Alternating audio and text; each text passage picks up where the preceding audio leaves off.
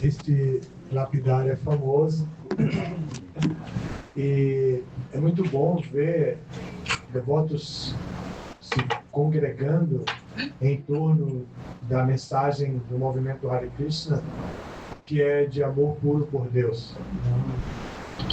Nós programamos para hoje a apresentação de um livro que é clássico, foi produzido no século XVI por um dos primeiros discípulos de Chaitanya Mahaprabhu, que é Rupa Goswami. Ele é um dos 6 Goswamis de Vrindavana. Vrindavana é o lugar na Índia onde Krishna executou seus passatempos quando esteve por aqui cerca de 5.000 anos atrás. E Rupa Goswami, junto com mais outros 5, lideraram o movimento e aceitaram para si as responsabilidades de registrar a filosofia apresentada por Chaitanya, a teologia apresentada por Chaitanya, o nível de adoração Vaishnava, e assim, meticulosamente, como os devotos deveriam se congregar, compreender muito bem o Siddhanta, que é a conclusão da filosofia. Então, Rupa Goswami é este personagem, e ele produziu esse livro que é chamado Upadeshamrita. Upadesh significa instrução e Amrita, em sânscrito, significa néctar. Então, a tradução do livro Upadeshamrita é o néctar da instrução. Então, é um néctar como algo condensado, assim, um sumo de todas as instruções. E esse livro foi produzido depois de uma obra muito importante que é conhecida como livro-lei do movimento Hare Krishna, que é o Néctar da Devoção. Também da autoria dele, ele produziu esse livro, mas esse livro, o Néctar da Devoção, entra em muitos detalhes e deixa a pessoa que vai ler, se não é muito experiente, com muitas dúvidas, muita vontade de saber mais. Eu posso dar como testemunho isso. No primeiro dia que eu conheci o movimento Hare Krishna, um dos devotos que vieram dos Estados Unidos foi para a minha cidade também. E na minha cidade, que é Salvador, na Bahia, eu encontrei com ele e na conversa, de uma tarde de conversa, ele tirou o Bhagavad Gita de dentro da sua bolsa que estava usando, tirou um Bhagavad Gita grande assim, até uma edição maior que essa, em tamanho e mais ou menos dessa grossura. Então, eu perguntei, como eu posso ter um livro desse? Ele disse, eu trouxe apenas esse, mas eu posso lhe emprestar um outro livro. E me emprestou o Néctar da Devoção, esse livro que eu estou falando, que é da autoria de Rupa Goswami. E eu comecei a ler, mas honestamente eu não entendi muito, achei que era muito religioso e eu queria algo um pouco diferente. E eu já conhecia o Bhagavad Gita de outro comentarista, não de Prabhupada. Então, eu, nesse momento que ele também me disse que não ia me dar o livro, porque ele só tinha aquele para dar as palestras, ele disse, mas você pode acompanhar minhas palestras, pode me ajudar traduzindo, pode conseguir palestras para eu dar, e você então vai poder ter acesso ao Bhagavad Gita.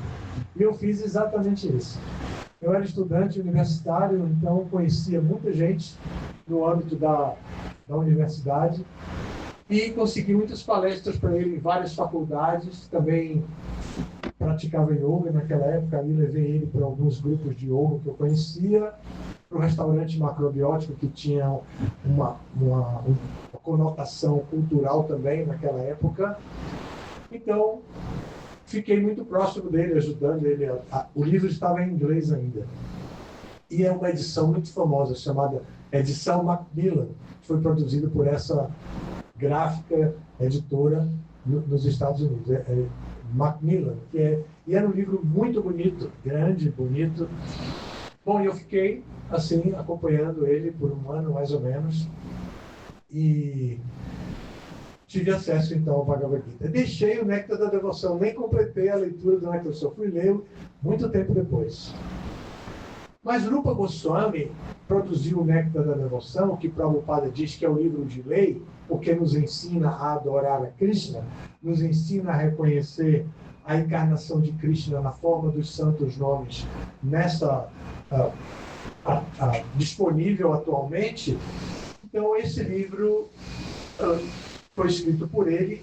O próprio Rupa Goswami achou complexo e pensou em fazer o néctar das instruções contidas no néctar da devoção. E aí ele produziu o Padeshamrita. E esse Padeshamrita é composto por 11 versos. E o Padeshamrita tem um fluxo filosófico que vai da fase mais recente de Bhakti Yoga, que é o controle dos sentidos, até a realização máxima, que é compreender Srimati Radharani e a parafernália de Srimati Radharani como muito queridos por Krishna. Então o livro faz uma onda assim, filosófica e vai do 0 ao 1000, assim, rapidamente, em 11 versos. Prabhupada traduziu esse livro diretamente do sânscrito no ano 1975. E ele fez isso em Vrindavana, visitando Vrindavana em 74 para acompanhar a construção do templo Krishna Balarama em Vrindavana. Prabhupada ficava hospedado no templo de Radha Damodara. E o templo de Radha Damodara é o lugar onde está o Samadhi, ou os restos mortais de Rupa Goswami.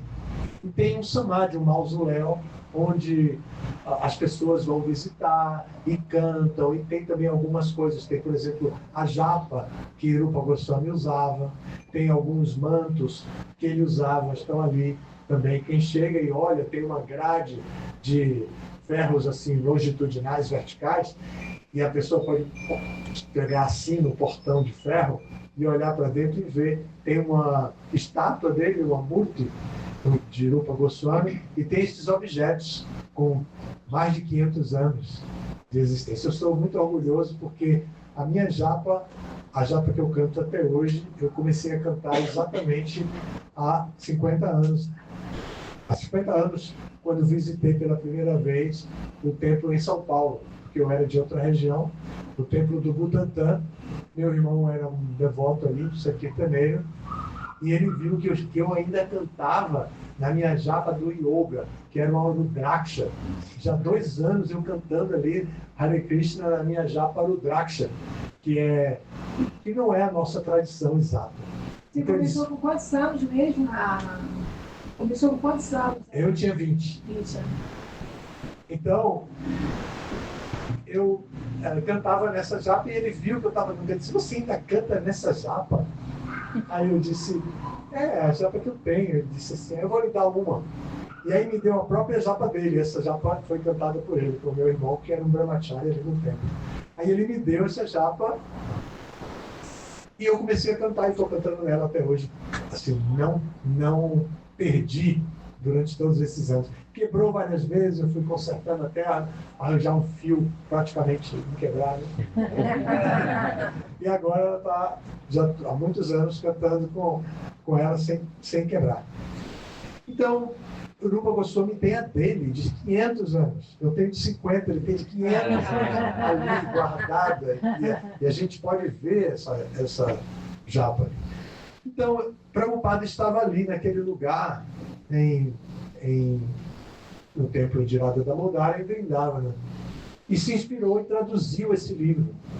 E fez um significado, fez um prefácio, uma introdução ao livro, muito boa, onde ele diz que este livro tem um tema que é especial para neófitos e devotos inexperientes, porque ele já tinha produzido o livro anterior a esse, que é chamado Bhakti Rasamrita Sindhu, que Prabhupada comentou como Néctar da Devoção, tem o mesmo conteúdo, mas foi o livro original de Rupa Goswami é chamado Bhakti Rasamrita Sindhu.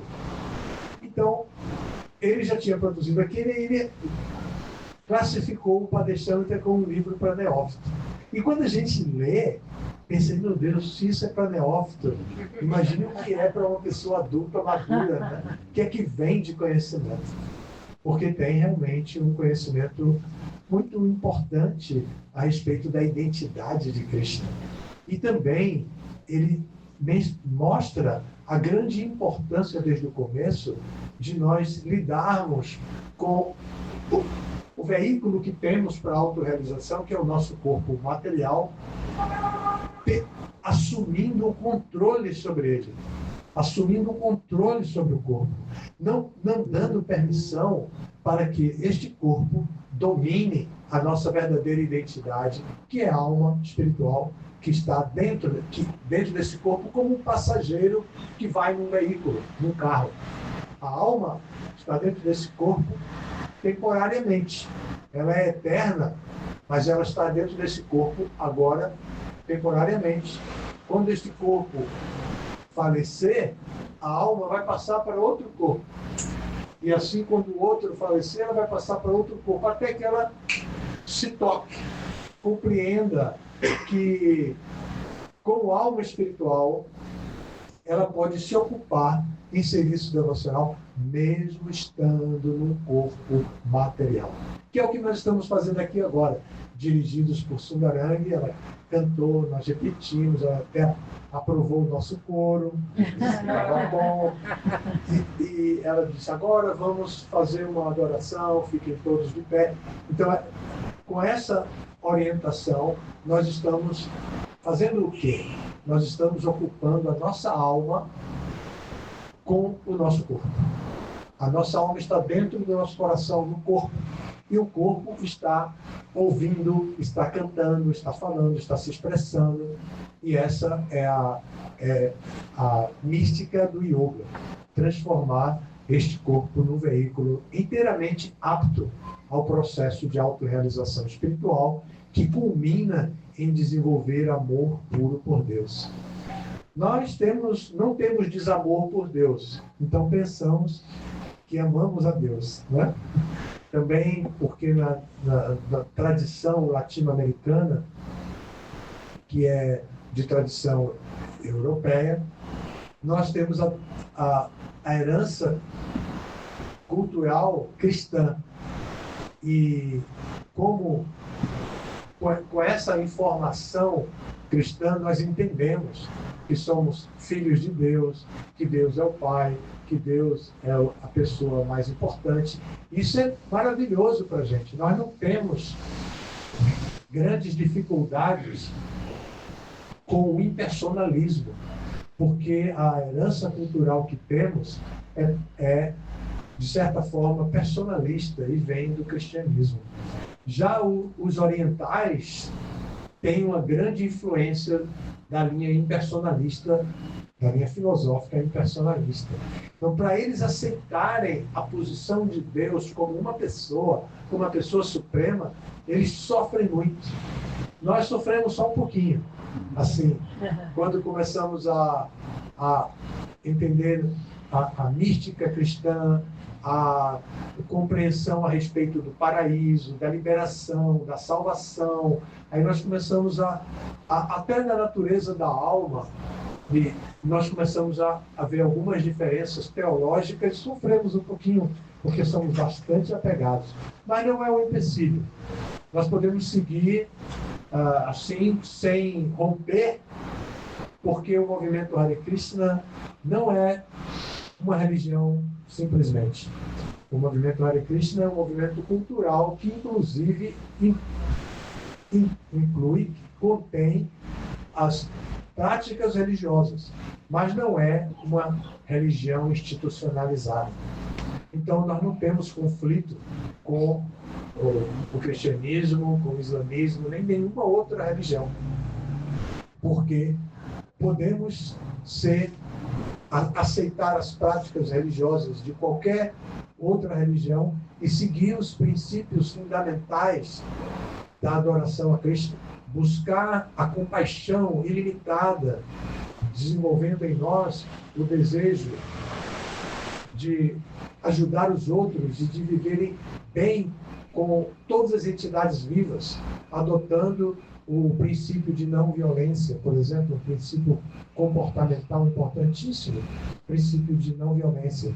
Também podemos adotar o princípio de pureza, e que vai nos deixar, que vai nos estimular a criar relações conjugais responsáveis, que possam se organizar em torno da família, da proteção da família, marido e mulher cooperando mutuamente para proteger os filhos e para levar os filhos até a idade adulta com a compreensão a respeito da sua própria identidade e da identidade de Deus. Então, todo esse conteúdo e muito mais, nós podemos validar dentro do movimento Hare Krishna, ainda que o nosso background, a nossa experiência, seja de alguma religião institucionalizada. Isso não é um empecilho. Esse livro, Néctar da Instrução, vai ser, então, elaborado por Prabhupada em termos de tradução e de comentário. E Prabhupada faz comentários eruditos, citando muitas escrituras, muitos shrutis, Upanishads, o Vedanta Sutra, e também citando outros mestres espirituais, inclusive citando o Bhagavad Gita de Krishna. E então, Rupa Goswami, Prabhupada em seus significados, em especial, ele comenta o significado de seu próprio mestre espiritual, Bhaktisiddhanta Saraswati, que é conhecido, o livro conhecido como Comentário Anuvriti, de Bhaktisiddhanta. Este comentário, Prabhupada apresenta dentro dos seus comentários, dos seus significados, fazendo um aprofundamento. Então, assim, esse livro é fácil de ser compreendido, mas tem algumas pegadinhas. Por isso, nós estamos falando hoje dele. Eu vou apresentar essas pegadinhas para que a gente possa ler com fluxo. Você tem aqui? Sim, eu botei do lado do senhor. Então, nessa capa nós vemos uma caricatura.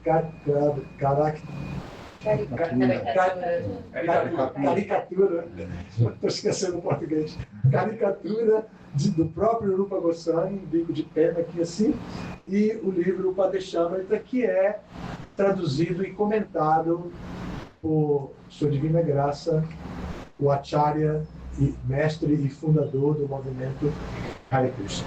Então, aqui o livro se desenvolve, nós vamos ver, eu vou apresentar alguns versos, lendo aqui para vocês a tradução e tal. E, de um modo geral, qualquer literatura tem um fluxo de início, meio e fim. Claro, para que isso se torne compreensível. Em literatura védica, especialmente a literatura Vaishnava, o nome disso é chamado de princípios fundamentais. Princípios fundamentais. E esses princípios fundamentais são três: Sambandha Jnana, Abhideya Jnana e Prayojana Jnana. Jnana significa conhecimento. E Sambandha é o conhecimento fundamental, original, da nossa relação, da nossa identidade, da identidade de Deus e da relação entre nós e Deus. Isso é Sambandha. Agora, a prática dessa relação é o segundo princípio fundamental, a Abhideya, e que vai descrever como, vai responder à pergunta filosófica como e como eu faço, e como eu pratico. Então, isso é a Abdeia. E esse livro é fundamentalmente um livro de Abdeia. Rupa Goswami já tinha feito a apresentação do Bhaktirasamrita Sindhu, então, quando ele faz o Padeshamrita, ele já parte do princípio de que os seus leitores já tinham conhecido a sua relação, a sua identidade original. Então, ele traz, nos primeiros versos, ele traz Sambandha Jnana, o princípio fundamental, Sambandha Jnana, junto com a Abdeia, que é já a prática. Nós vamos ver isso, eu vou explicar melhor, mas são os primeiros 4 versos que apresentam 6 divisões. Todos esses versos apresentam 6 itens. O primeiro, 6 itens de autocontrole, para poder pregar e se tornar uma pessoa madura, segura, uma autoridade, um mestre no assunto. O segundo grupo de 6 princípios, de 6 itens, é o que pode vir a destruir o serviço devocional daquele que pratica, que controla os seus sentidos, mas pode ter o seu serviço devocional destruído se ele se deixa levar por todos esses 6 princípios, por um dos 6 ou por todos eles conjuntamente. O terceiro verso vai dizer os 6 itens favoráveis ao desenvolvimento do serviço devocional, que podem garantir o sucesso, o êxito no serviço devocional. E o próximo número 4, vai dizer os 6 intercâmbios amorosos entre os Vaishnavas. Então, isso é Sambandha e Abdeia conjugados, né? O conhecimento a respeito da sua própria identidade e a prática dessa relação com a pessoa suprema. Os versos 5, 6, 7 e 8, que nós vamos ler aqui também na sequência, esses versos vão apresentar o tema de Abdeia, ou como praticar a consciência de Krishna. E Prayojana, ou seja, o resultado final, vai estar nos últimos 3 versos, 9, 10 e 11, que vai falar de Krishna, vai falar de Radha e vai falar do Radha Kunda, que é o lago onde Radha, que pertence a Srimati Radharani. Então, toda essa mística de Prayojana faz sentido quando lemos do 1 até o 9, 10 e 11. Né? Passando também por Abdeia, que vai descrever a prática do serviço devocional nos versos 5, 6, 7 e 8. Então, essa é a divisão clássica. Porém, ainda existe uma outra maneira que simplifica o livro ainda mais, dividindo por temas, dividindo os 11 versos em 4 temas. Aqui é dividido em 3. E dividido por 4 temas diferentes. O primeiro tema vai incluir os 3 primeiros versos, 1, 2 e 3, que vai falar do controle dos sentidos. Então, é o autocontrole. Os 3 primeiros versos têm a seção temática de autocontrole, controle dos sentidos. O primeiro vai falar das exigências do corpo. Vacho Vegam, Manasa, Manas Vegam, Krodha Vegam, Udara Vegam e o Pasta Vegam. E faltou dizer Jiva Vegam, que é a língua. Então, o controle da fala, Vacho Vegam, a exigência de Vacho, a exigência de falar, nós temos que contra-atacar com o controle da fala. E assim, Vacho Vegam, Mana Vegam, que é da mente, Manasa, e Krodha Vegam, da mente e da ira, Jiva, da língua, da exigência da língua, não para falar, ele separa a fala do saborear, né? do paladar, e o Dara, que é o estômago, e o Pasta, que corresponde ao órgão genital. Então, essas exigências que são naturais do corpo humano, a gente sabe a fome que a gente tem, a gente conhece a mente com as propostas que faz o tempo inteiro, a gente conhece, e às vezes até o estômago chega a roncar, né? Se eu demorar muito aqui, eu sei que o estômago de vocês vão começar a roncar de vontade de comer passada, porque geralmente a gente serve passada depois de um encontro desse. Então, a gente sabe a exigência do estômago e a gente também conhece a importância da nossa libido e o que a nossa libido faz da gente. A gente, como adulto, a gente entende isso. E, então, como controlar tudo isso? A resposta vem no livro, tá?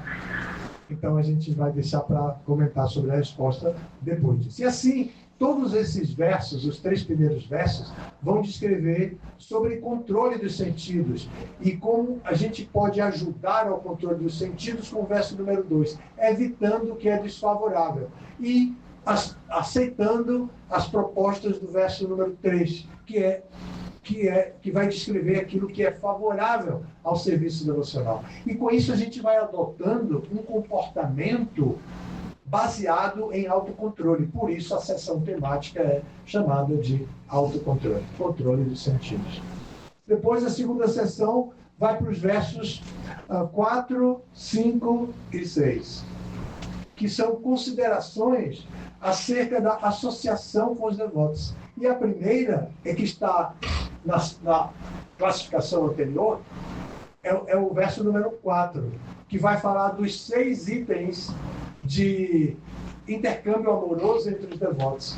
Mas aqui o tema, esse verso 4 dá início ao tema de associação ou buscar a companhia certa para a prática do serviço a Cristo.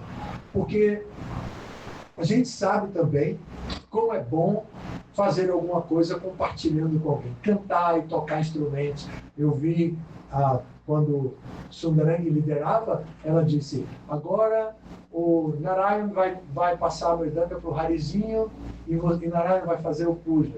Então, o famoso Harizinho, que tem 2 metros de altura, que foi aluno do nosso Gurukula, como foi Paraviana chamou a atenção de que a gente teve um Gurukula e liderou esse Gurukula em Nova Gokula, toca a mridanga e é o preferido de Chandramukha Swami, está tocando e Chandramukha Swami é o músico Hare Krishna preferido de todos nós, e assim vai. Então, a ocupação dos sentidos para a purificação da nossa própria existência. A gente sabe como é importante a associação. Então, na associação, a gente desenvolve situações muito agradáveis de ouvir e falar sobre Krishna, de ouvir e falar sobre a filosofia da consciência de Krishna, de ouvir e cantar, como a gente faz Shravana Kirtan. Alguém lidera o Kirtan e alguém repete no coro. Então isso é uma técnica de canto religioso, assim, na nossa tradição, que é chamada de Shravana Kirtan, ouvir e cantar. Então, a associação espiritual é muito importante e esse livro vai mencionar, vai dizer como devemos nos relacionar com os diferentes níveis de devotos. O verso 5 vai tratar isso.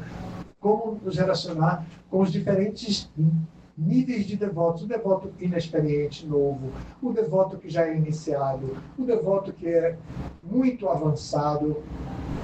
Como devemos nos relacionar com eles.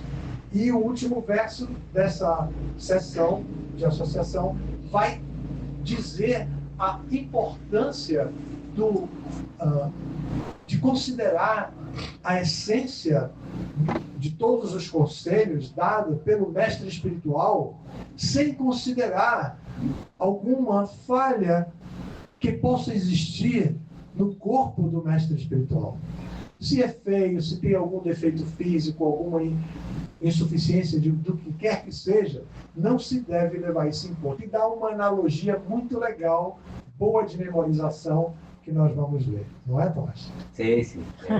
Tomás está me acompanhando nessa viagem, ele acabou de concluir o nosso curso Bhakti Shastra na Argentina, estudou esse livro lá, e comigo eu dou o nível 1 do livro e Yamunacharya Maharaj dá o nível 2.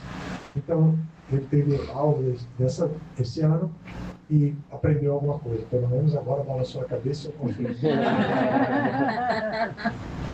A terceira sessão temática vai tratar do processo de Bhakti Yoga.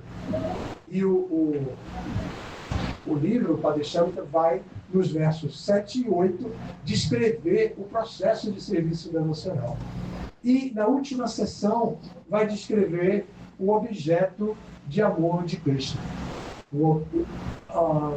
Onde o amor de Krishna se deposita. Quem é a inspiração para todo o amor de Krishna? Srimati Radharani. E depois, também nesse mesmo tema, vai falar do Radha. Então, essas são as duas classificações dos princípios fundamentais da filosofia, Sambandha, Abhideya e Prayojana, e das 4 sessões temáticas. Na nossa metodologia do Instituto e de hoje, nós vamos nos ater às 4 sessões temáticas, porque essa divisão por sessões é mais fácil de compreender o conteúdo do livro e os significados de Prabhupada dentro da mesma sessão temática. Tá bem? Então, alguma pergunta até aqui? Estou curiosa. Então, vamos seguir adiante. Tipo pergunta, mas também é um ponto, né? No início da sua explanação, você estava falando que nós temos um background cristão e nossa facilidade de entender que Deus é o Pai, nós somos todos filhos de Deus, né? Mas, se no Prabhupada, quando os negócios perguntaram, quem são esses Mayavadis? O Prabhupada falou, são vocês. Né? Porque, embora nós saibamos intelectualmente tudo isso, nós agimos como se nós fôssemos o centro. Certo. Né? Por isso eu disse... É tipo um Mayavadi sistêmico. Por isso é sistêmico, né? Foi por isso que eu disse que temos facilidade, porque ouvimos falar de uma pessoa que está sentada à mão direita do Pai, né? A gente sabe pelo mistério da Santíssima Trindade do cristianismo. Mas agimos de Não, eu sei, mas nós estamos tratando agora da linha de raciocínio para desenvolver a compreensão final. Por isso eu expliquei dessa maneira. Eu estou esclarecendo para quem estava acompanhando, manter o nível de raciocínio para chegar onde a gente quer chegar. Tá bem? Então, esse fluxo filosófico, que é fundamentalmente importante de se conhecer, a gente vai agora estudar por sessão. A primeira sessão vai incluir os 3 primeiros versos, como eu já disse. Não é? Os 3 primeiros versos. E esses 3 primeiros versos... O primeiro dos 3 versos eu vou ler agora, e o verso com a tradução.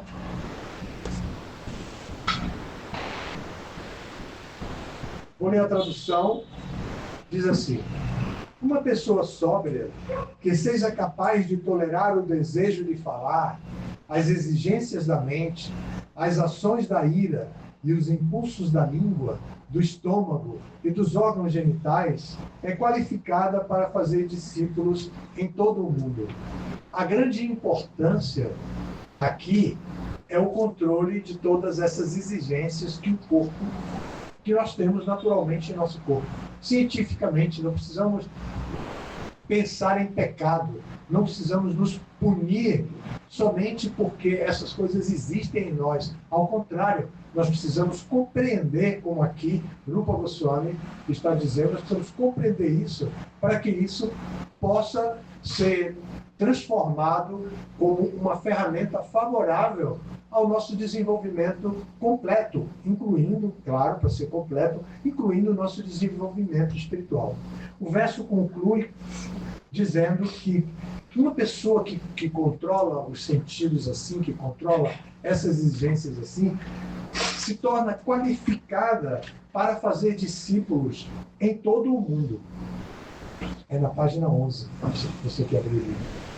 Fazer discípulos em todo o mundo. Mas não é objetivo fazer discípulos, iniciar discípulos. Não é objetivo de alguém. O próprio Rupa Goswami, o próprio Chaitanya Mahaprabhu, vai dizer no seu Sikshastaka que não tem desejo de seguidores. Ele expressa que não tem desejo de seguidores. Porque a ideia não é que uma pessoa se torne um mestre espiritual e simplesmente faça discípulos.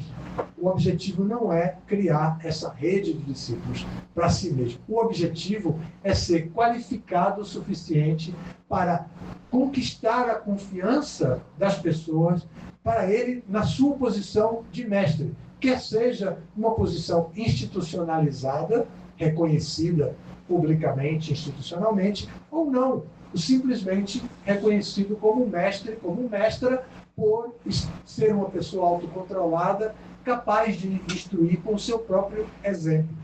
Então, fazer discípulos aqui não é como nós, na ISCOM, aprendemos na disciplina de que vamos nos desenvolver. Agora estamos no ponto de fazer o curso de discípulos, depois vamos escolher um mestre espiritual, aceitar o mestre espiritual. Não é nesse sentido que está falando, é no sentido muito mais amplo da experiência espiritual de vida, tá? Que é estar qualificado para conquistar a confiança das pessoas, a atenção das pessoas, etc. Então, aqui é o verso número 1. Vamos ver o número 2. Prabhupada tem um significado muito bonito e muito erudito para esse primeiro verso. É de todos o melhor significado de Prabhupada para quem estuda o livro com esse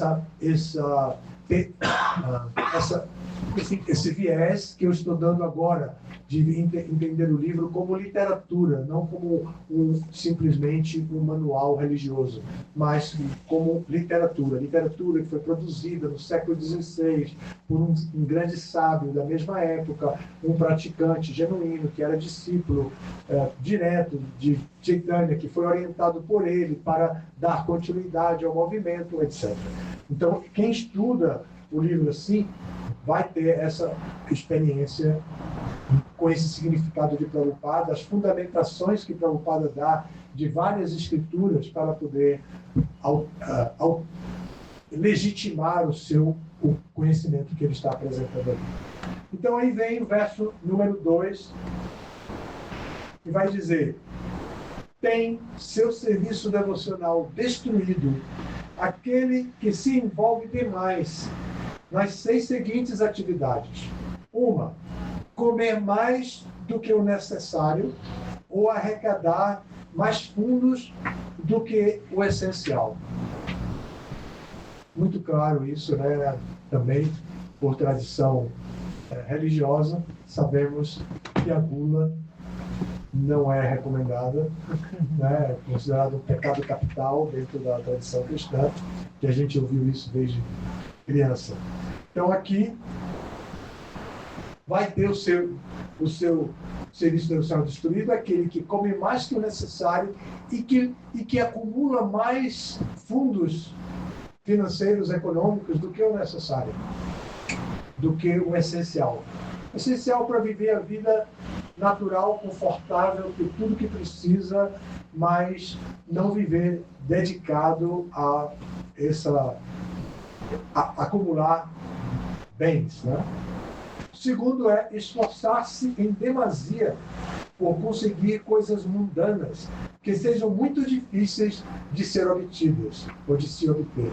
Então aqui, esse esforço demasiado que às vezes a gente tem um objetivo que é muito difícil de ser alcançado e a gente se dedica àquilo demasiadamente, uma coisa que na realidade é uma conquista mundana, e a gente sacrifica a vida espiritual, sacrifica a associação espiritual por causa de um objetivo mundano, que significa, por ser mundano, que a gente vai conquistar e depois vai perder, porque é temporário. Então, a gente precisa se esforçar, evidentemente, mas a gente deve se esforçar na cota certa, sem deixar de privilegiar a associação com os devotos, privilegiar o serviço devocional, as responsabilidades com a missão de Prabhupada e assim por diante. Terceiro, conversar desnecessariamente a respeito de assuntos mundanos. Famosa prajalpa, no português, no jargão dos devotos da Hare Krishna, virou o verbo prajalpar. Então, para Dilma conhece esse verbo, a gente falava isso no início do nosso movimento, que a gente aprendia uma coisinha, queria praticar logo, então... Tem também esse substantivo prajalpeiro. Prajalpeiro é aquele que prajalpa, né? Bem-vindo. E o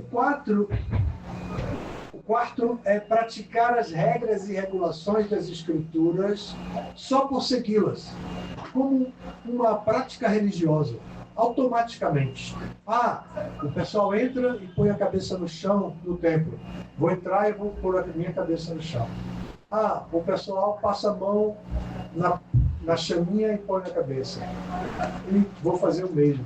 E não passa disso. Claro que a gente no começo vai fazer de maneira automática, mas é preciso conhecer o porquê, é preciso estudar, aprofundar e conhecer o porquê de tudo isso, né? E não apenas e saber que tudo isso é feito para a nossa purificação.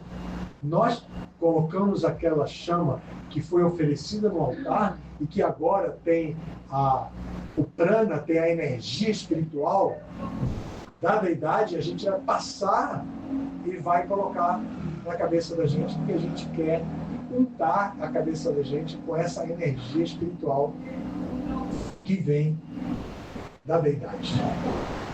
Então, ou seguir essas regras e regulações, ou rejeitar essas regras e regulações das escrituras e trabalhar independente ou caprichosamente. Talvez seja importante explicar o que é trabalhar independente e caprichosamente, porque o que a instituição mais precisa é que as pessoas trabalhem com confiança em si mesmas, ou seja, de natureza, com sua autoconfiança, e trabalhem com essa determinação firme e cumprindo com seus propósitos, e isso, o nome disso também é independência. Trabalhe com um bom grau de independência para criar a interdependência de uma rede de seguidores que possam honrar a missão de Prabhupada. Então, trabalhar independentemente aqui não é de todo pejorativo, ou seja, a pessoa pode trabalhar independentemente para liderar um grupo lapidar, para liderar um grupo de Namahata, para fazer um grupo de distribuição de livros, para fazer um grupo de pregação na universidade. Com sua própria autonomia, ela vai definir o horário, ela vai definir a qualidade do livro, ela vai definir que livro, que linguagem usar, seja na universidade, seja na rua, seja onde for. Isso poderia ser trabalhar independentemente. Mas, de fato, é interdependente, porque a pessoa deve estar conectada com o Shastra de Prabhupada, com os livros de Prabhupada, com o interesse de divulgar e de fortalecer a missão de Prabhupada, de, no momento certo, levar os seus convidados para conhecer o templo, para conhecer as comunidades, para viajar à Índia, fazer uma peregrinação à Índia. E assim, a pessoa pode definitivamente trabalhar com esse grau de independência, desde que esteja agindo interdependentemente. Tá? E caprichosamente é por interesses pessoais. Por desejo de prestígio, de reconhecimento social, de algum lucro que possa vir de lidar com essas situações, ou que seja, isso é caprichosamente. Então, seguir as regras somente por seguir, ou seguir de maneira caprichosa e desconectado da associação dos devotos, isso é visto como algo que pode destruir o serviço devocional. Agora, o último. Penúltimo. Esse foi o 4, agora o 5. Associar-se com pessoas de mentalidade mundana, que não estão interessados na consciência de Cristo. Isso está bem explicadinho aqui. Não se associar significa não criar vínculos que passem do limite da urbanidade. A gente não precisa se isolar, a gente não precisa cortar relações com as pessoas que não são devotas. Mas a pessoa deve ter uma relação cordial, uma relação respeitosa. Vou botar uma coisa para vocês. Uma vez, num voo, viajando por aí no avião, não estava voando, não, estava no avião, uma revista de bordo, eu tinha levado um livro à mão. Então eu peguei a revista de bordo e comecei a ler a revista. E aí tinha umas curiosidades lá que dizia assim: você pensa que o Hare Krishna se acabou? Por quê? Porque no começo, na era antiga, nossa, aqui dos primitivos, na era dos primitivos, falando positivamente, nessa era a gente se vestia sempre com roupas assim, roupas indianas, estava em todo lugar, cabeça completamente raspada. Naquela época a gente tinha cabelo, dava até para ter uma cica, hoje nem sempre dá, como no meu caso, para ter um rabinho atrás. Então a gente estava assim, as mulheres se vestiam de sares coloridos, cobriam a cabeça, todo mundo usava essa marca, então era bem visível. E então o título do artigo na revista de bordo, não lembro qual a companhia, dizia assim: você pensa que o Hare Krishna se acabou? Não, você pode ter uma surpresa, porque o seu colega de trabalho pode ser um Hare Krishna. Imagina, né? Assim, simplesmente um colega de trabalho zen, um colega de trabalho assim, iluminado, que todo mundo respeita, bacana, que cumprimenta todo mundo, que trabalha, coopera, interage, produz, o que for, sem se revelar diretamente, sem cante, sem roupa, sem pregar naquele momento que não é adequado, se não for adequado. Então, a revista dizia isso. Bom, então, nós podemos nos associar com as pessoas no nível de urbanidade, os vizinhos, do que seja, né? Servir, inclusive, essas pessoas, sempre respeitando. No Néctar da Devoção, que é o livro Bhakti Rasamrita Sindhu, resumido por Prabhupada, e tem uma injunção, tem uma orientação que é para não se ofender as pessoas comuns. Pessoa comum, em sânscrito, é jana, as pessoas em geral, jana. E ofender é aparada. Então, o termo é jana aparada. Ou seja, nós não devemos ofender as pessoas comuns, as pessoas que não são devotos, né? Nós também somos comuns, mas as pessoas que não são, nós não devemos ofendê-las, nunca. Mas também não precisamos fazer o mesmo que elas fazem. E isso também é óbvio, né? Que não devemos fazer o mesmo que elas fazem só em nome de associação. Comer o mesmo que elas comem, beber o mesmo que elas bebem. Nós devemos ter a nossa linha de comportamento e seguir com toda a segurança e autoconfiança, mesmo vivendo dentro da sociedade comum. Então, agora vamos para o verso número 3, já, e o verso número 3 vai dizer os princípios que são favoráveis. Diz assim: há 6 princípios favoráveis à prática do serviço devocional puro. Primeiro, ser entusiasta. Manter o entusiasmo.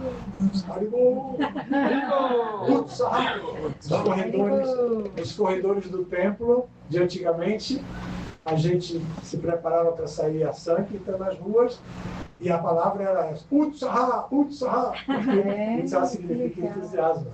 Então a gente se entusiasmava um ao outro, né? Porque depois da praçada era aquela hora que agora não tem jeito, tem que sair mesmo. Na rua, levar a bolsa cheia de livros e abordar as pessoas, conseguir parar uma pessoa, entregar o livro. Aí um gritava para o outro, Utsaha, não era assim para não. Então, o Utsaha, que é ser entusiasta. O princípio número 2, que é favorável, é esforçar-se com confiança. Um tema de ontem na nossa palestra, lá que foi amor e confiança, um tema que a gente inclusive mencionou, esta referência chástrica aqui, da importância da confiança, de desenvolver confiança tanto em nós mesmos e principalmente em nós mesmos, conhecer nossas limitações, conhecer as nossas vocações, reconhecer as nossas habilidades, as nossas tendências, buscar associação que possa legitimar o melhor que temos e seguir adiante com o melhor que temos para distribuir para as pessoas em geral o melhor que temos transbordantemente. Então, esforçar-se com confiança. O terceiro, ser paciente. Porque, vejam agora esses 3. Primeiro, ser entusiasta. Então, a gente é entusiasta, aplica a energia em alguma atividade, mas não vê o resultado. Não vê esse resultado. Então, qual é o segundo? Continue se esforçando com confiança. Não fique tão apegado ao resultado. Se esforce com confiança. Qual é o terceiro? Ser paciente. Tenha paciência. Além da confiança, tenha um pouquinho de paciência. O resultado que Krishna quiser dar, virá. Então, seja paciente. Entusiasta, confiante e paciente. Agora, vai dizer dos outros 3 princípios, 4, 5 e 6, esses princípios vão revelar coisas muito importantes. O 4 já nos remete à epistemologia, à validação de todo o conhecimento. Ele vai dizer que é Tat Karma Pravartana, agir segundo os princípios reguladores, tais como Shravana, Kirtana, Vishnu, Smarana, que é ouvir, cantar e lembrar-se de Krishna, cuja referência é 7º canto do Srimad Bhagavatam, capítulo 5, verso 23. Então, nós somos entusiasmados, nós cultivamos a confiança, nós somos pacientes, mas como nós agimos? Devemos agir de acordo com a prescrição chástrica, a prescrição das escrituras. E a prescrição vai dizer como são os Nava Vida Bhaktis. Ouvir sobre Krishna, cantar seus santos nomes e suas glórias, lembrar de Krishna e assim por diante. São 9, vocês depois vão poder estudar, eu não vou explicar agora isso detalhadamente. Tá bem? Então, vem o número 5. Outra vez vai dizer abandonar a companhia de não devotos. Foi falado antes, não se associar. Agora diz abandonar a companhia. É o mesmo significado. Mesmo significado.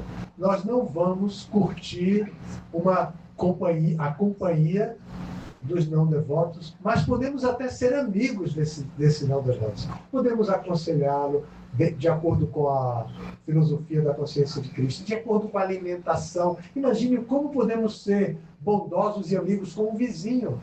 Um vizinho simplesmente observa o vizinho, está cansado hoje? Tanto que está com a aparência de cansado, eu estou meio doente. O que você tem? Eu comi algo que não me fez bem. Olha, toma um chá de gengibre. E por aí vai. Tem tanta coisa que podemos fazer. Isso é amizade, é dar para as pessoas, aconselhar as pessoas a cuidar melhor de si e conquistar a confiança dessa pessoa. Abrir o canal de comunicação para quê? Para a interdependência, criar uma relação. Não precisa, a princípio, pregar, precisa conquistar a confiança, a amizade dessa pessoa. Isso não é sentimentalismo. Eu estou falando com base, o que a gente deve falar é com base nos Shastras, nos princípios. Tá caro aprovado também. Ok? Então, abandonar a companhia de não devotos foi o que acabamos de explicar. E agora vem o último: seguir os passos dos acharyas anteriores, os devotos experientes, que a gente lê nas biografias. Em geral, nós temos nos nossos altares a sucessão discipular. Prabhupada, do lado esquerdo de Prabhupada, Bhaktisiddhanta, do lado esquerdo de Bhaktisiddhanta, ele está bem pequenininho, mas tem, né? Aí. Sundaranga está mostrando para todos. Do outro lado de Bhaktisiddhanta está Gaurkishora Das Babaji, depois Bhaktivinoda Thakur, depois vem Jagannatha Das Babaji. Então, observe, aí são alguns da corrente de sucessão discipular. Nós devemos conhecer a vida dessas pessoas para poder seguir os passos dessa pessoa. Passos sobre a compaixão. Compaixão, um princípio regulador fundamental para a nossa vida, que é abrir o coração em compaixão por todas as entidades vivas. Então, como Bhaktisiddhanta era compassivo, como Bhaktivinoda Thakur era compassivo, e assim por diante, devemos buscar seguir os passos das autoridades, dos mestres anteriores, bem-sucedidos. Também dos mestres atuais. Buscar associação com os devotos mais experientes e aqueles que são bem-sucedidos em algum aspecto da consciência de Krishna. Seguimos esse passo desse companheiro que está na mesma linha da gente. Isso também é seguir os passos dos devotos, tá? Bem, 3. Agora vamos para o 4, o último desses principais devotos. Só que esse 4 já está em outra seção temática. Alguém lembra qual seria a segunda seção temática? Associação com os devotos. Informações ou considerações sobre a importância da associação. Isso que estamos fazendo aqui agora. O evento é chamado Satsanga. E a associação que temos aqui é chamada Sadhu Sangha. Por quê? Porque estamos nos associando com Rupa Goswami, esse daqui, Rupa Goswami, e Prabhupada. E também entre nós. Mas estamos nos associando, buscando compreender quem é essa pessoa que nos revelou o Upadeshama. Essas pessoas. Porque aqui tem duas, né? Tem Rupa Goswami que deu os 11 versos e Prabhupada que explicou esses 11 versos. Tá bem? Então, o número 4, que começa já com considerações sobre a associação, vai dizer: os 6 sintomas de amor que os devotos compartilham entre si são dar presentes em caridade, aceitar presentes caridosos, revelar os pensamentos em confiança, ouvir, indagar confidencialmente, aceitar prasada e oferecer prasada. Então são 6, 3 grupos de 2. Dar prasada, dar presente e receber presente. Às vezes a gente dá uma bolsa de japa, a gente dá um contador de japa com 16 continhas, a gente dá uma japa como o meu irmão me deu, você lembra que eu contei? A gente dá uma japa, ou o que seja, um pouco de Mahaprasada, o Pujari, a gente vai no templo, nos dá um sandesh com uma folhinha de tulasi, presente super bacana, é um presente também, prasada, mas é um presente. Dar presente também, receber presente e também dar presente, né? e revelar os pensamentos em confidência e indagar confidencialmente. Isso é muito importante, porque a gente pensa que aqui é só se confessar, também por nossa tradição cristã. A gente pensa, vou me confessar agora aqui para vou dizer, o seguinte, eu não estou gostando do que está acontecendo comigo na minha casa ou no templo, fui lá, mas não me deram passada, não sei o quê, qualquer coisa. A gente pensa que é só isso, mas não é isso, isso é muito pouco. Não é só lamentação, só queixa da vida, interpretações sociais baseadas nas diferentes ideologias sociais predominantes hoje, que a grande maioria dos jovens está comprometido com algum tipo de ideologia e leva essa ideologia como um princípio religioso. Não praticam mais religião, mas praticam as ideologias sociais e políticas como se fosse religião. É bem grave isso, fanáticos. Praticam, demonstram fanatismo ideológico. É bem interessante isso. Não são os jovens, não. Todos. A atualidade favorece esse tipo, né, de militância ideológica.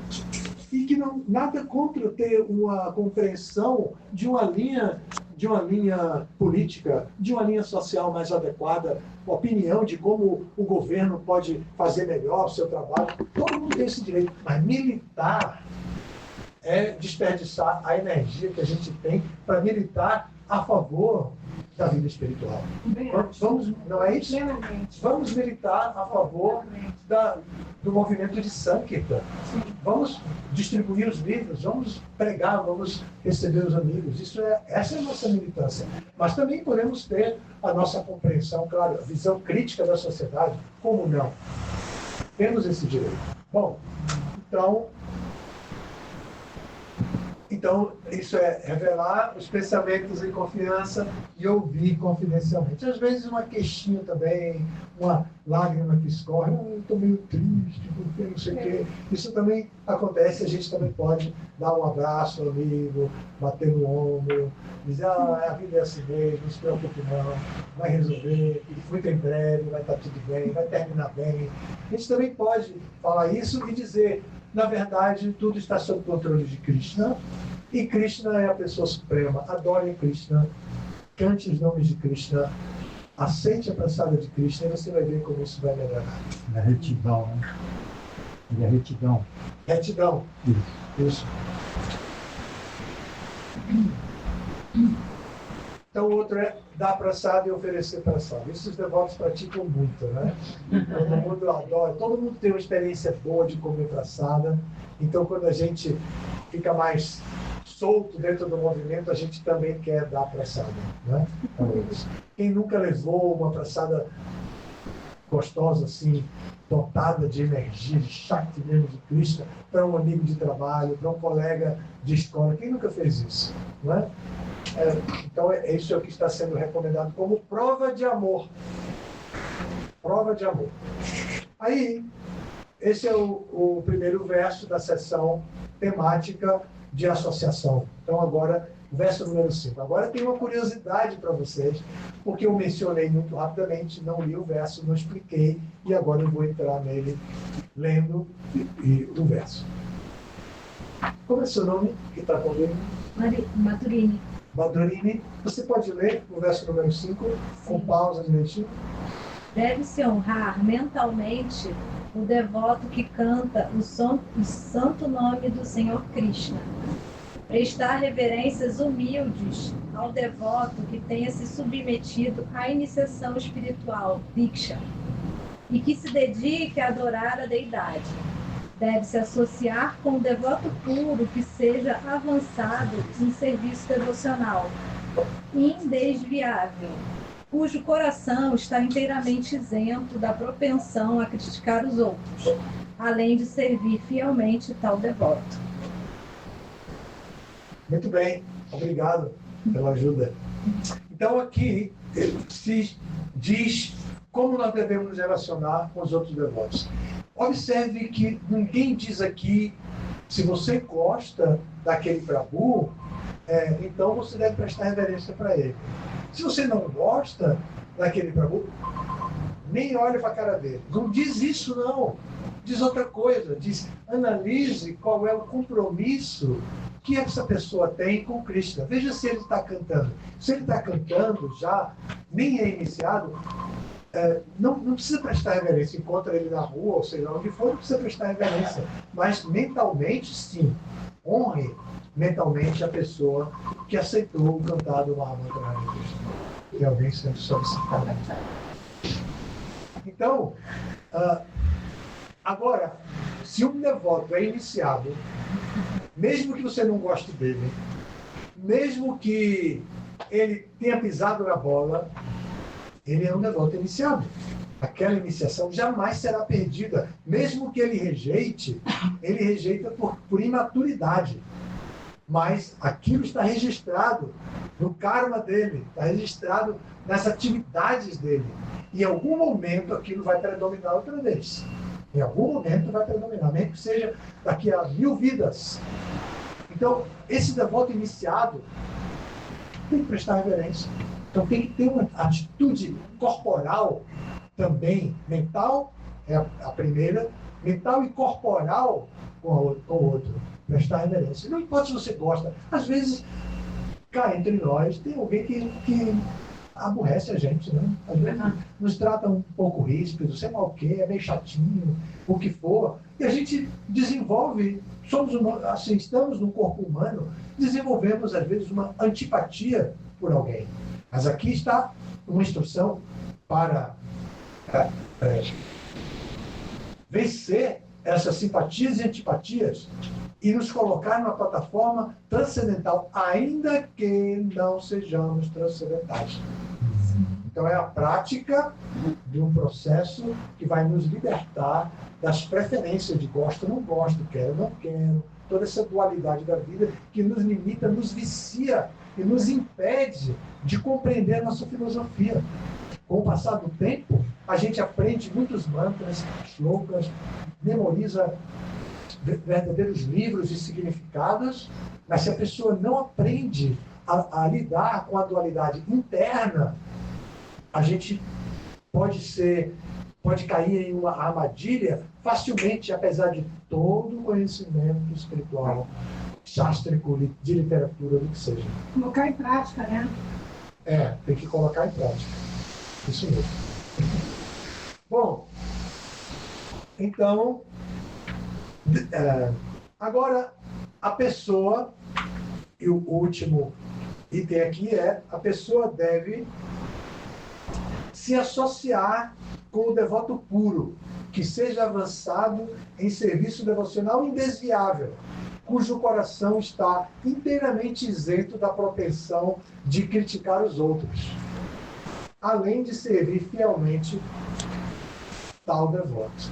Então, o devoto muito experiente, a devota que é muito experiente, dedicada a pregar, e essa pessoa que é exemplar, essa pessoa, a gente deve buscar a associação dessa pessoa, deve indagar a essa pessoa e deve buscar a associação e servir essa pessoa fielmente. Tá bom? E agora o último verso dessa sessão temática que trata de associação. Não é, Narayan? Sim.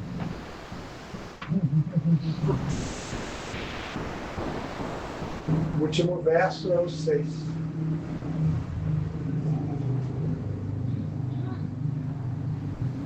Situado em sua posição consciente de Krishna original, o devoto puro não se identifica com o corpo. Não se deve encarar tal devoto a partir do ponto de vista materialista. Na realidade, não se deve reparar se o corpo do devoto nasceu em família inferior, se tem aspecto feio, se é deformado, doente ou fraco. Segundo a visão comum, essas imperfeições podem parecer importantes no corpo de um devoto puro. Porém, apesar de tais defeitos aparentes, o corpo do devoto puro não pode contaminar-se. Essa é a primeira parte deste verso. E nessa primeira parte explica muito bem, né? Está muito claro aí. Agora também fala de algumas coisas. Por exemplo, não se deve reparar se nasceu em família inferior. Isso é muito importante. Por quê? Quem está escrevendo é Rupa Goswami, na Índia, numa Índia dominada pelos britânicos, que eles eram considerados primitivos, todos os hindus eram considerados primitivos, onde havia uma discriminação terrível e mal aplicada do sistema de castas, que os Shudras, a casta mais baixa, e os párias eram rejeitados completamente como intocáveis. Então aqui ele menciona de família inferior. Faltou a palavra socialmente, né? Porque inferior quer dizer, naturalmente, inferior quer dizer que de uma forma absoluta inferior. Nesse momento, eu quero corrigir uma coisa. Nesse momento, a Índia não estava sob jugo britânico. A Índia estava sob jugo islâmico.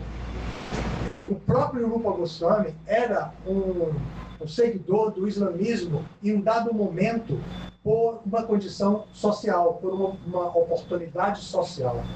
Então, o Rupa Goswami, agora ele está explicando isso para que todos possam compreender. Não se deve observar se o corpo de um devoto vem de uma família, de uma origem inferior em cultura, inferior em dinheiro, em condição econômica, inferior em condição social, porque existe isso, superior e inferior. Então, o que ele está dizendo é isso. Pode falar, por exemplo. Não era isso, porque você falou que estava britânico, mas na época... Eu percebi na hora que eu falei, mas eu queria completar o raciocínio para chamar a atenção depois. Tá? E assim vocês ficam até mais espertos. Sabe o que Prabhupada fazia no Gurukula? Ele fez... Gurukula é a escola, um internato de crianças, e Prabhupada ia contar histórias, às vezes, de Krishna. Então dizia assim, por exemplo, né? Então, Putana, que é uma famosa bruxa que tentou matar Krishna, Putana colocou no seu seio veneno. E quando Krishna mamou no seio de Putana, morreu. E os meninos ficavam assim. Aí Prabhupada dizia, não foi? Krishna não morreu? Quem vai dizer não para Prabhupada? O menino assim, completamente espapalado, sem saber o que dizer. Aí Prabhupada ria e dizia, eu sei, não morreu, eu estou dizendo isso só para chamar a atenção de você. Foi o que eu fiz agora. Bom, então, vamos com paciência, embora correndo um pouco. Agora vem a segunda parte do verso, tá? Porém, apesar... Não. Aí está explicando que o corpo do devoto puro não se contamina, porque o que faz a pessoa se contaminar são atividades pecaminosas. E o devoto puro não se ocupa em atividades pecaminosas, então o seu corpo não se contamina. E agora vai vir a metáfora, o exemplo. É como no caso das águas do Ganges, que às vezes durante a estação das chuvas enchem-se de bolhas, espuma e lama. As águas do Ganges não ficam poluídas. Aqueles que são avançados em entendimento espiritual se banharão no Ganges, sem considerar a condição da água. Tá bom? Então, é só uma metáfora para dar o que a gente conhece, que ele está escrevendo na Índia e a referência máxima para ele aqui. Mas, se fosse em algumas situações, seria como qualquer água poluída de um lugar santo e sagrado, um lugar temporariamente poluído que pode oferecer ainda assim a pureza essencial que está por trás dessa sujeira. Então, o devoto, ainda que tenha algum tipo de imperfeição externa, ele não deve ser tratado de acordo, sob o ponto de vista dessas imperfeições. Deve-se fazer vista grossa. Vai falar o exemplo do fogo e a fumaça, né? Apesar de haver a fumaça ali, o fogo... O fogo é fogo, apesar da imperfeição da fumaça. Muito bem. Está lendo os livros de Prabhupada. Então agora nós chegamos para a penúltima... Não.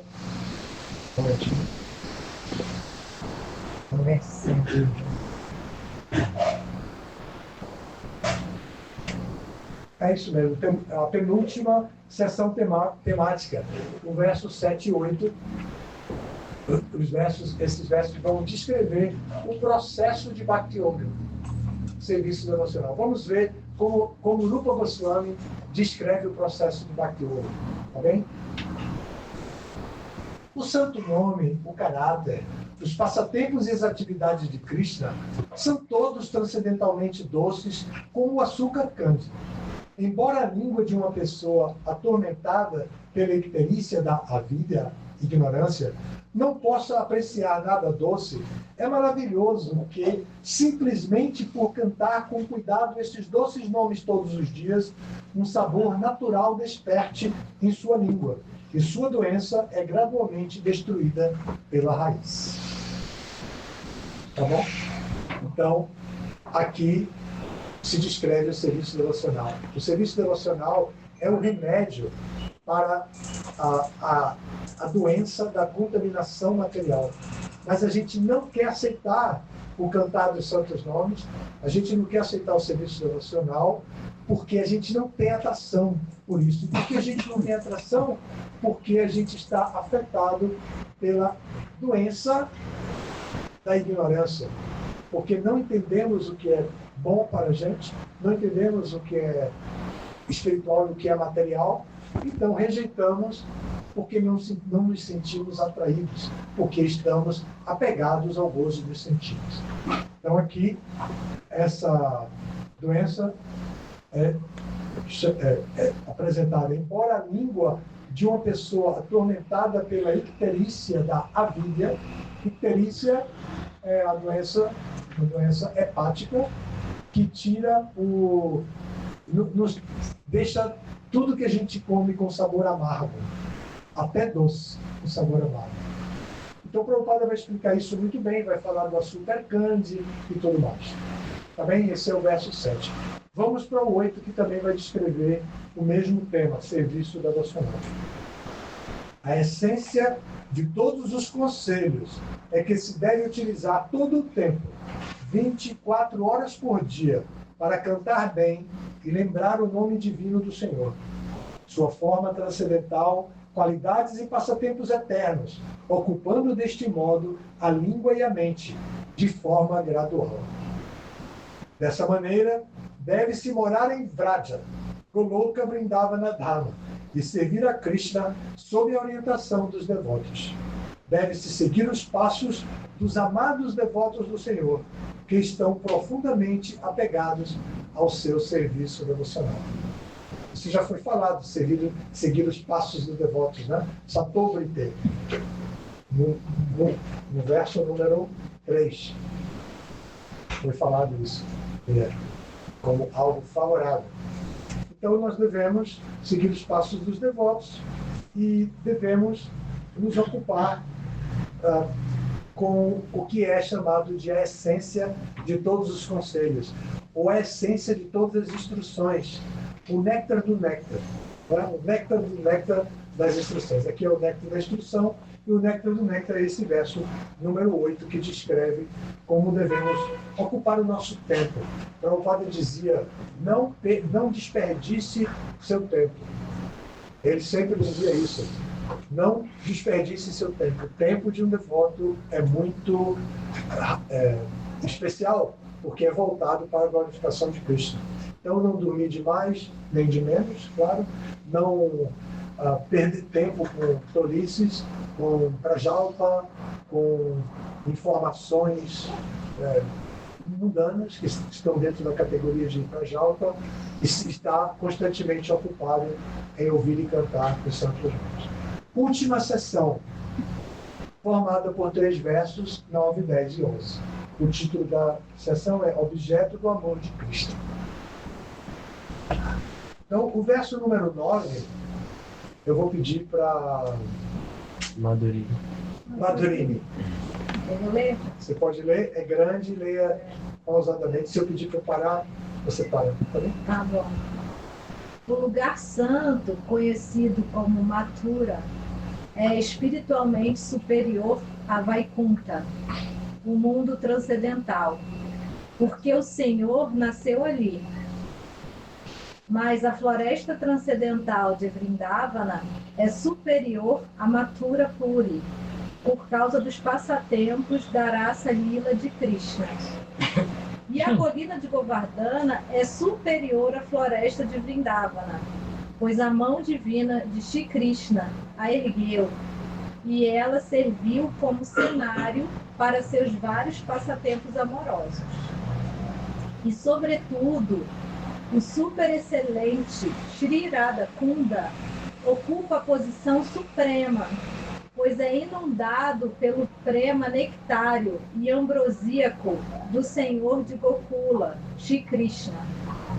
Qual, então, será a pessoa inteligente que não estará disposta a servir a este divino Radha Kunda, situado ao pé da colina Govardhana? Aqui dá, então, a hierarquia dos lugares sagrados.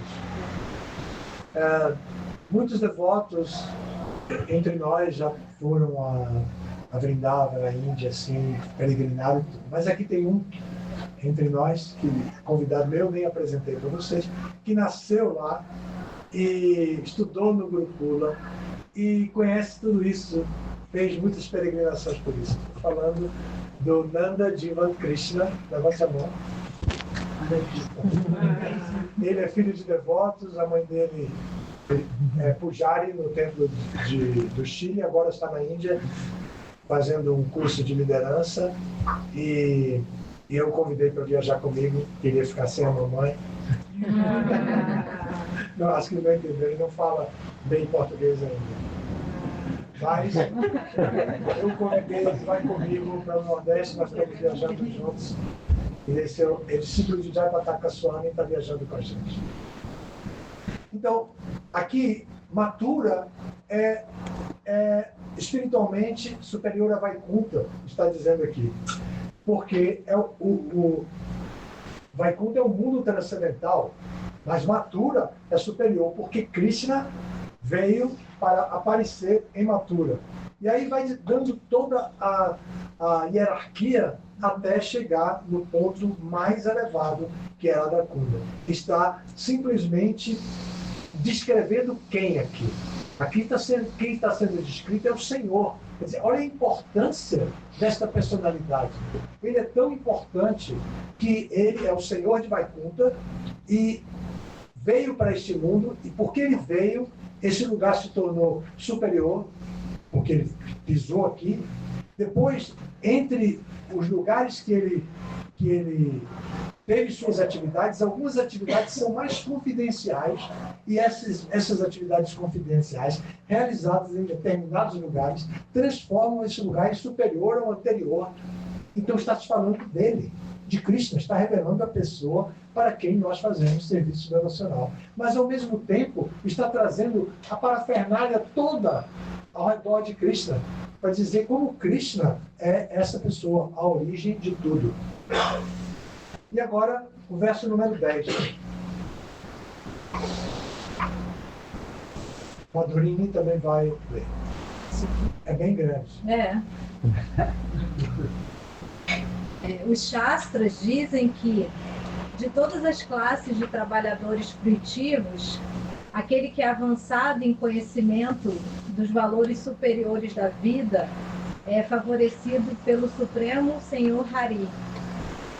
Dentre muitas de tais pessoas avançadas em conhecimentos, Gyanis, aquela que está praticamente liberada em virtude de seu conhecimento, talvez adote o serviço devocional. Esta é superior às outras. Com Contudo, a que realmente alcançou prema, amor puro por Krishna, é superior àquela. As gopis são mais elevadas que todos os devotos avançados, porque sempre dependem totalmente de Shri Krishna, o vaqueirinho transcendental. Entre as gopis, a mais querida de Krishna é Shrimati Radharani. Seu Kunda, lago, é tão profundamente querido para o Senhor Krishna quanto ela, Radharani, a mais querida entre as gopis. Quem então não residiria no Radhakunda e com um corpo espiritual sobrecarregado por sentimentos devocionais estáticos, a Prakta Bhava, não prestaria serviço devocional ao casal divino Shri Shri Radha Govinda, que realizam a sua Astakalila Lila, seus 8 eternos passatempos diários. Na realidade, as pessoas que realizam serviço devocional às margens do Radhakunda são as mais afortunadas do universo. Bom, o primeiro descreve Krishna, agora descreve Radharani. A importância de Radharani. E descreve também de maneira hierárquica sobre pontos filosóficos, desde os trabalhadores fruitivos, aos Gyanis, aos Bhaktas, e até chega a Srimati Radharani, e depois declara que o Radhakunda tem a mesma importância para Krishna que a própria Srimati Radharani. Agora, então, este verso tem um significado de Prabhupada excelente, que não é grande, mas eu não vou ler agora, que não é grande, mas que eu recomendo que vocês, antes que complete 12 horas dessa aula, e agora, que horas são agora? 8h22. Eita! Então, até amanhã, antes de 8h20, vocês leiam esse verso 10 com o significado. Tá bem? Porque isso vai ajudar a memorizar o tema todo. Esse verso é importante porque o fluxo traz até aqui. E agora vem o extra, que é a explicação desse verso, que é o 11. Eu vou ler e a gente vai abrir para rápidas perguntas e então a gente vai seguir para a conclusão do nosso satsang. Dos muitos objetos de deleite favorito e de todas as adoráveis donzelas de Vrajabhumi, Srimati Radharani é indubitavelmente o mais precioso objeto amado de Krishna. E sob todos os aspectos, seu Kunda divino é descrito por grandes sábios como semelhantemente querido para ele. Sem dúvida, mesmo para grandes devotos, é muito raro alcançar o Radhakunda. Portanto, é ainda mais difícil que devotos comuns o alcancem. Se alguém se banha uma só vez nessas águas santas, seu amor puro por Krishna desperta plenamente. Dispensa comentários esse texto, não é? Porque Prabhupada dá um significado, o menor de todos os significados de Prabhupada, desse livro. Então,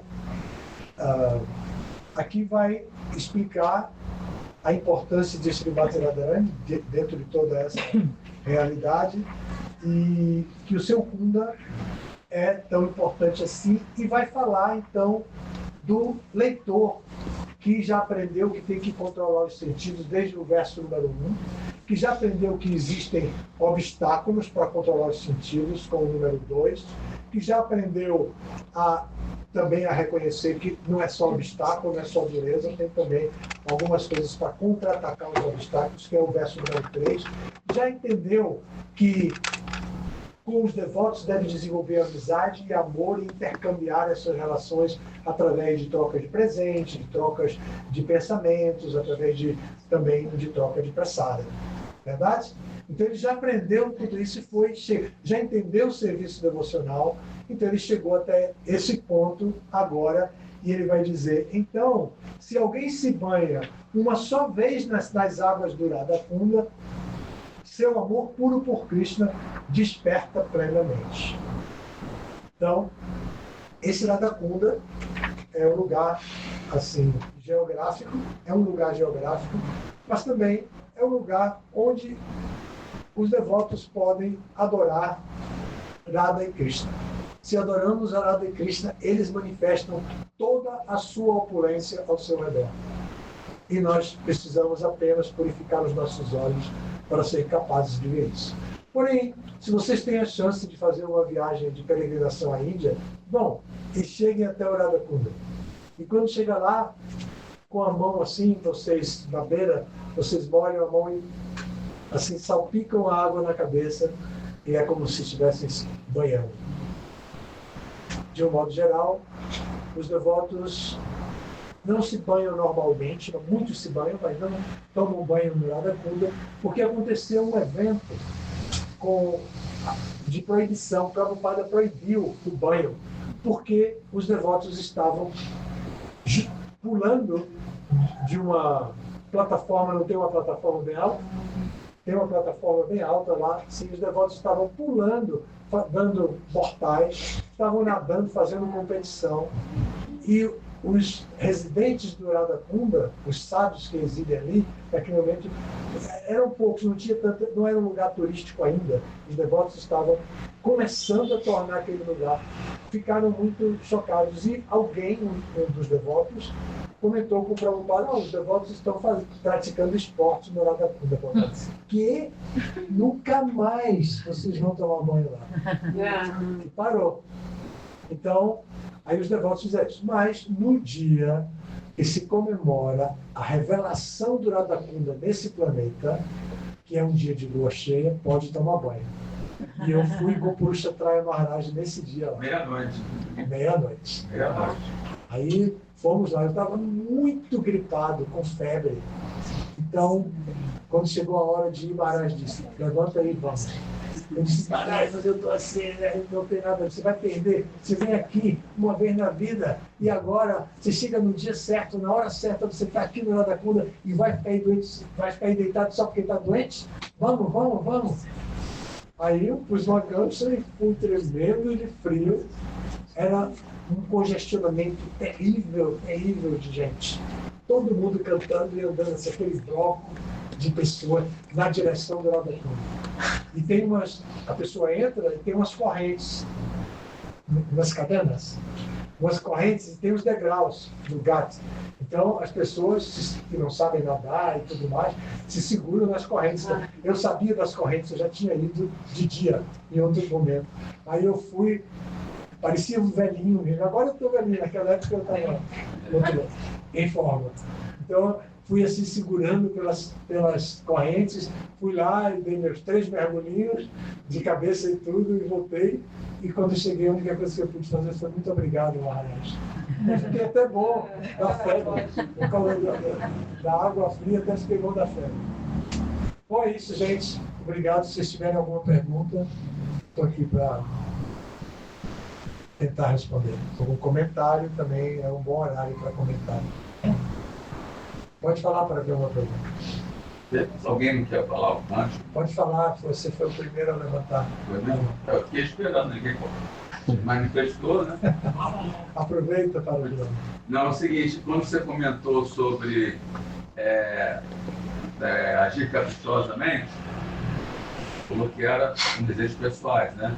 Mas não seria também a pessoa, como naquele verso, Srutismit Purana Diri Pancharaka Divina, que a pessoa executar seu devocional sem referência ao Shastra, Srutismit, que causa uma perturbação da sociedade, quiser fazer devocional caprichosamente, inventar uma maneira de devocional qualquer, sei lá, uma regra pessoal, né? Não seria também isso? Sim, Né? seria isso também. Seria isso também, mas isso se faz justamente pelos desejos materiais. E o que eu disse foi que agir caprichosamente é agir com interesses particulares. E por interesse particular, a pessoa cria a sua regra de serviço devocional. Ele agir de maneira assim, ele inventou uma maneira. Exatamente. Caprichosamente. É isso. Narayana. Nesse dia do aparecimento do Radha Kunda, tem espaço para conseguir Olha, olhar assim? olha, eu consegui entrar, eu não estava enxergando muito, era muita gente, assim, kita, muitos kitas, muita gente cantando já. Eu quase fui amassado. Oi? Eu quase morri amassado. Tá bom? Eu não, eu tive sorte de me pegar nas. Não, esse não é o caminho que eu estou dizendo. Ah, sim. É isso mesmo. Então, existe isso. É no mês de Kartika. Tomás. Uma pergunta também técnica. Comemora-se o dia da revelação do Radha Kunda, o dia que Radha mesma manifesta o rio, ou o dia que Chaitanya e seus seguidores trovam o logo? Ótima pergunta. O dia que Radha manifestou. O dia que ela cavou com as pulseiras do seu punho, né? Uhum. Considera-se isso. É pela lua calculado a esse dia. Bom, obrigado. Sim. É sobre. Pode falar. Tá me ouvindo? Pode falar, meu doutor.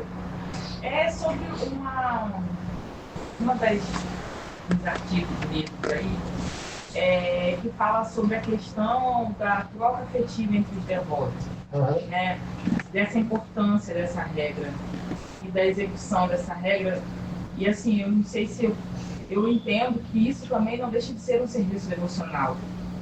Você tratar os devotos com gentileza, fazer a troca, essa troca afetuosa e respeitosa entre os devotos, de forma sincera, você entregando isso a Krishna, né, como um serviço devocional, também teria essa leitura dentro das escrituras de Upanishad?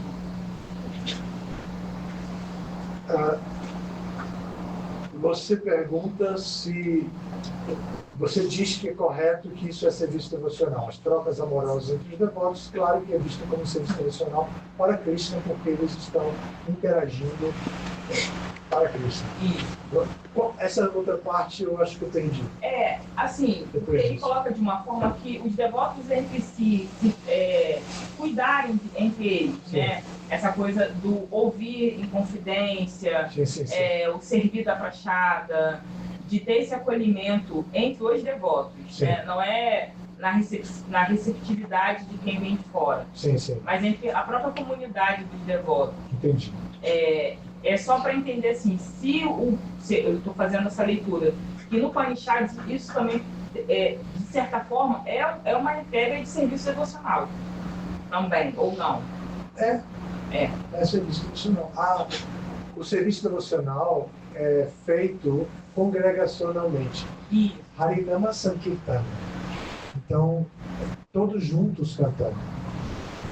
Então, todos cantando. Então, todos juntos cantando significa formar um ambiente congregacional. No começo do movimento, nós formávamos comunidades urbanas. Depois passamos a formar comunidades rurais. E depois passamos a formar comunidades dispersas, chamadas de congregação. Tá? Comunidades múltiplas, chamadas de congregação, melhor que dispersas. Múltiplas, como congregação. Então, é isso. Tá bem? Maharaj, nesse passatempo em que... Peraí. Desculpa, eu falei à frente. não, eu estava falando que ele queria falar. Ah, tá. Desculpa. Pode falar para mim. Nesse passatempo em que os devotos estavam assim, lidando com Radha Kunda como se fosse um balneário, né? Os devotos argumentaram, mas tem os moradores lá que fazem isso, que mergulham, que nadam, as crianças. Aí o Prabhupada falou, não, mas eles podem, porque eles são moradores, eles ali, é a vida deles, né? Mas nós não. Aí o Prabhupada falou isso. Vocês entenderam? É o quintal, né? O argumento dos devotos era que os locais faziam isso. Desde Então, sempre. Desde sempre. Desde sempre. Então, o Prabhupada respondeu, mas eles fazem parte de tudo isso.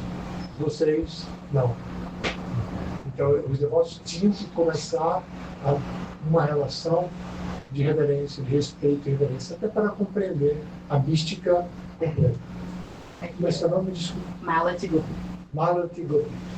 é que eu agora atualmente eu moro na Espanha, em uma cidade mais afastada, mas eu morei 3 anos no tempo, estava servindo no Guru Chandra Pessoa. Então, para mim, assim, eu tento manter o máximo possível moçada na minha japa, continuar cantando Gayatri, tudo certinho. Mas atualmente eu não tenho sucessão nenhuma presencial, né? Não existe tempo mais perto de mim, assim, que é tempo mesmo, tá a 6 horas de mim, tanto Barcelona quanto de Madrid. E o de Porto, que também é mais perto de mim, não funciona, não abre sempre, então assim, não tenho associação dos devotos tão perto, tanto me associar como Prabhupada pela literatura e as lives do mais espiritual que acontecem, mas assim, é muito difícil ter vivido tão intensamente e estar sempre rodeado dos devotos, mesmo não quando eu estava não morando já no templo, mas eu estava perto do templo o tempo inteiro, né? Tinha associação o tempo inteiro, tinha os lapidários e tudo mais. E agora, estando longe dos devotos, assim, é um pouco como manter essa associação e como manter o sadhana um pouco separado de devotos, porque eu estou fazendo isso atualmente por causa do meu mestrado, então, dentro da minha graduação. Então, como que eu mantenho, assim, essa Shakti, esse sadhana mais forte, mesmo estando atualmente mais afastado de devotos? Eu conheço bem isso. Porque, embora eu seja da mesma época de Paravyoma, assim como falamos, Paravyoma foi iniciado cerca de 2 anos antes de mim. E porque eu exatamente morava fora, e naquela época as comunidades, o movimento era organizado, como eu disse, em comunidades urbanas. Mas eu não entrei de cabeça assim. Então eu trabalhava, como todos vocês fazem isso hoje, eu trabalhava, estava fora, e todo mundo me via como em Maia mesmo, assim, que eu estava desviado. Quem tinha mais proximidade comigo sabia que não era exatamente isso, era quase isso, mas não era exatamente isso. Devoto que morava fora não era iniciado, né? Não tinha exatamente isso que eu estou explicando. Não tinha associação, não tinha como ser indicado para ser iniciado. Todo mundo desconfiava. Você está fora, não está com a gente, não sei o quê. Então, eu conheço bem o que é estar longe dos devotos. Mas hoje é bem diferente. Hoje é bem diferente. Tem as lives diárias, tem todo tipo de coisa, filmes e tudo. Todas as palestras de Prabhupada traduzidas, todas, até português, espanhol, o que seja, tudo traduzido, todos os livros. Na minha época, nessa época que eu falo, não tinha nada. Nada. Era fogo. Então, mas ainda assim a gente resiste, né? Então você tem que saber, é temporário. Estou terminando meu mestrado, eu vou estar mais perto, vai fazer doutorado mais perto, ou depois vai trabalhar em algum lugar que é mais perto, ou vai criar em torno de você uma célula e depois uma enorme congregação como a Charini disso.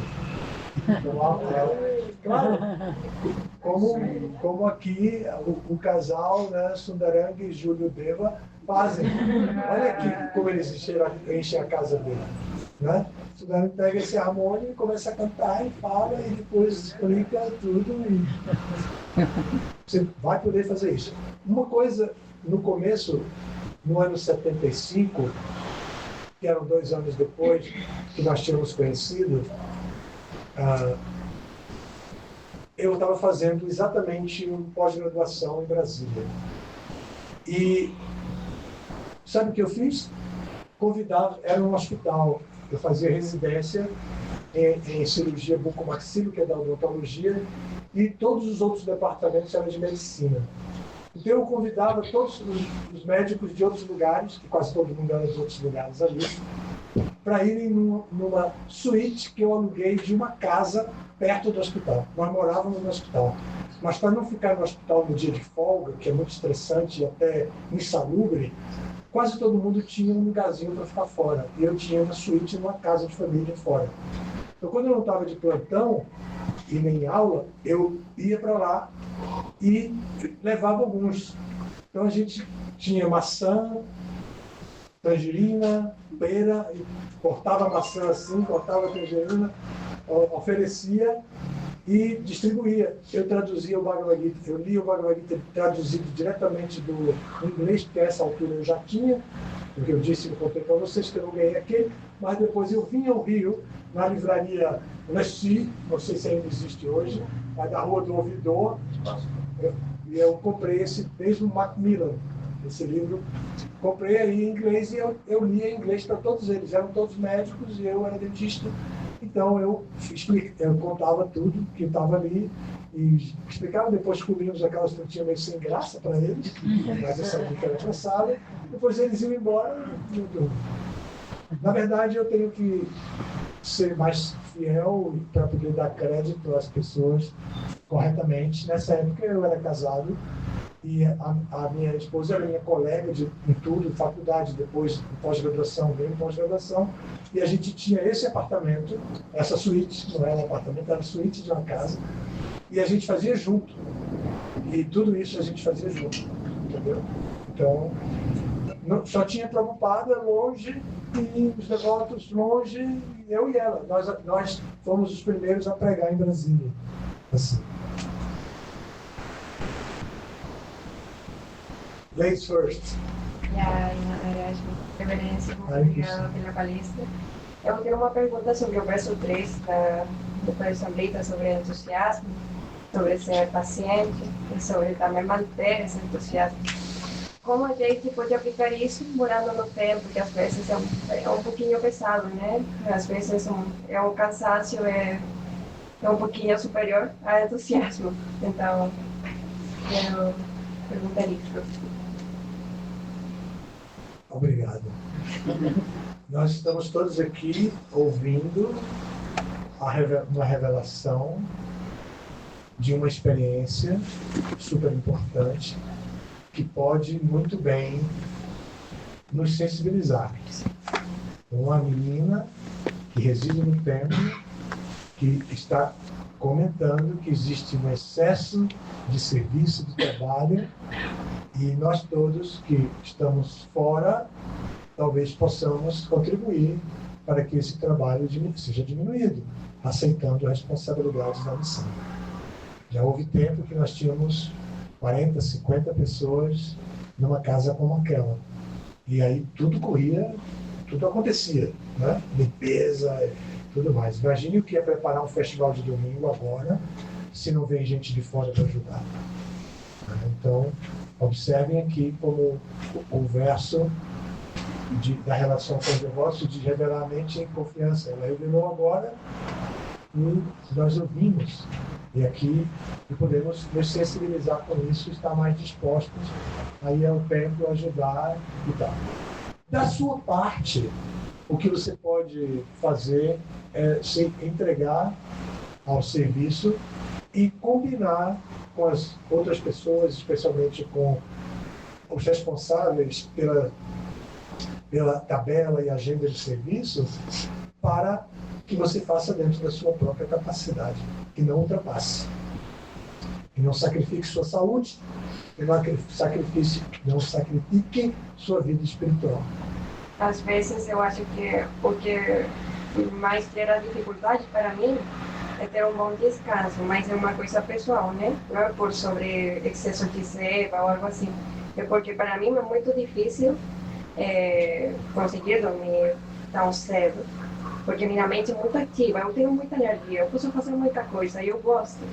Só que isso também tem repercussões, né? Eu não consigo dormir tão cedo. Eu mesmo assim, acordar cedo para mim, nossa.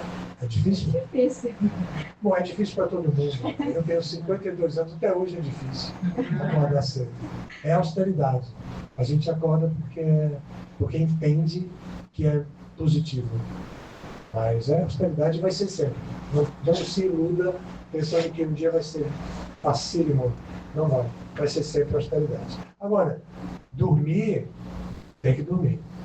Você tem que encontrar o horário de dormir de 6 a 8 horas. Então o padre recomendou de 6 a 8 horas. Ideal, 8 horas. Aí que idade você tem? Eu tenho 27 anos. Então, super jovem, super forte e adulta. Então, tome a direção da sua própria vida. Todos nós temos que tomar a direção da nossa própria vida e se determine a dormir a quantidade de horas necessárias. Tá bem? A gente pode até conversar mais depois, mas agora a gente vai parar por aqui para dar finalização para a nossa reunião, tá bem?